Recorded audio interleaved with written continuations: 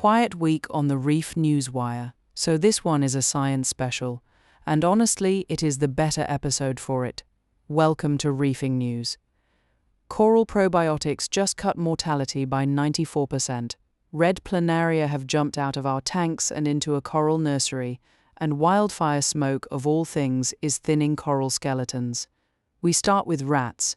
In the middle of the Indian Ocean sits the Chagos archipelago, a scatter of low islands ringed by reef. Seabirds nest on those islands in their thousands. Boobies, noddies, terns. They feed far out at sea, and they come home to roost. Then rats arrive. Ship rats take the eggs and the chicks, and a nesting colony simply stops existing. Here is the number that stopped me. On rat-free islands, seabird densities were 760 times higher. What the birds bring back is guano, nitrogen, phosphorus. It washes off the island and it fertilizes the reef right offshore. That is a nutrient subsidy, and it turns out to be holding up the whole fish community.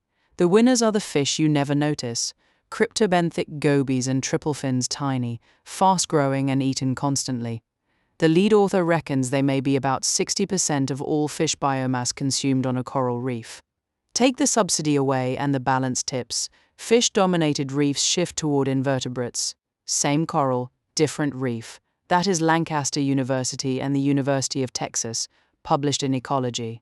Next, a model that predicts the future. Tel Aviv University asked which red sea fish will come through the Suez Canal into the Mediterranean next. Top of the list, the stellate pufferfish. Second, the cinnabar goatfish.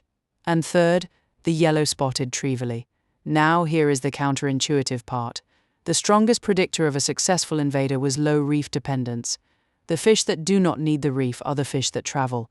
That came out of stereo video surveys of 179 fish populations, from 5 meters down to 150. Right, the big one. Hawaiian rice coral and a bottle of bacteria. Researchers took 5 strains and applied them to the coral. The trick was the clock. They dosed 48 hours before challenging the coral with the pathogen. Mortality fell by up to 93.75%. That is prophylaxis, not treatment. It is the clearest signal yet that beneficial bacteria products have a real mechanism, and it says the timing is the whole game. You dose before, not after. Now one that will sting. Red planaria, the flatworm, a good half of you have battled at some point. It has now been documented damaging Caribbean coral in a land-based nursery. Corals exposed to 30 flatworms were 2.5 times more likely to show visible stress within a fortnight. In the author's words, flatworms are no longer an exclusive problem of Indo-Pacific corals. Our tank pest has become a conservation problem. 2 quick ones. Damselfish living inside branching coral actually speed up wound healing. Wounded colonies recovered faster and got their photosynthetic efficiency back sooner when the fish were present. The effect was strongest on the big wounds. Those fish are earning their keep, and here is a stressor nobody saw coming. Wildfire smoke. A compound carried in it depletes the coral's glutathione, sets off a burst of reactive oxygen, and blocks the enzyme corals use to lay down skeleton. Skeletal density fell by about 30%. Land fires. Reaching the reef through smoke chemistry. The sunscreen argument got a mechanism too. 30 days of oxybenzone exposure caused DNA strand breaks in glass anemones, and the damage traced back to hydrogen peroxide, and a lovely one from Woods Hole. Larvae of a critically endangered brain coral settled at 1.79 times the rate at acoustically enriched sites. A healthy reef sounds like something, and the larvae are listening. The effect washed out under flowing water. Mind. Then a caution about recovery. Off Unguja Island, Zanzibar, 12 fringing reefs were surveyed 6 years after a bleaching event. 4 came back properly to 58% live coral or better, 2 flipped to algae.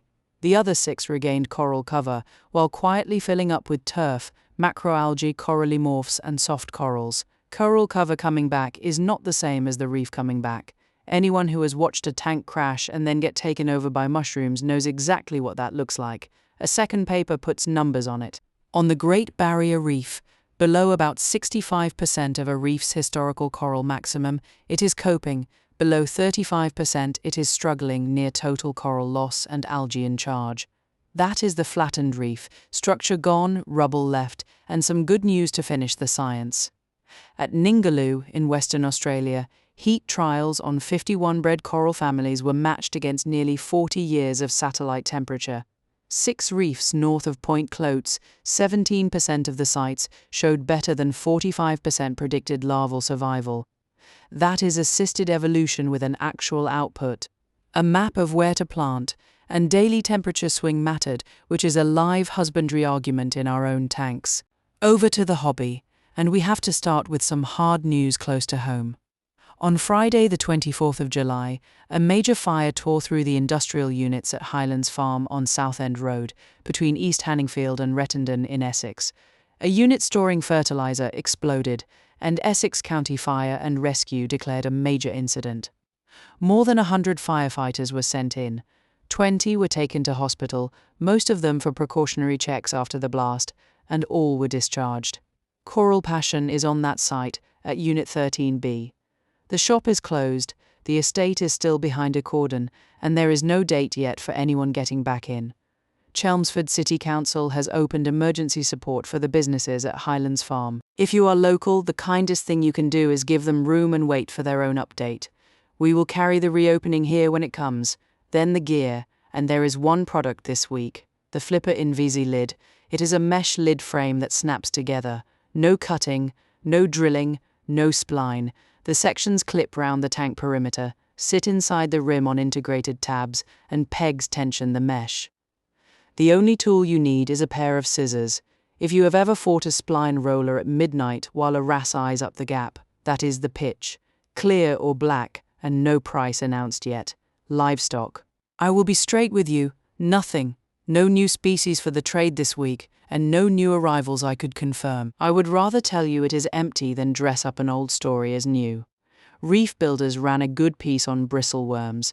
Mostly they are your cleanup crew, quietly eating detritus, but Julian Sprung has observed some species actively taking coral polyps, torch and hammer especially. Worth reading before you go to war with your population.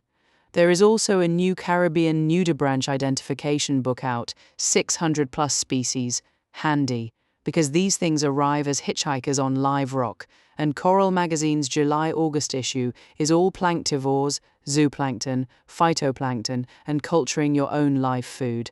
That is your week, thin on gear, heavy on science. The probiotics result is the one I would bet on mattering in 5 years. Every paper is linked below, and most of them are open access. Like, subscribe, and I will see you next week.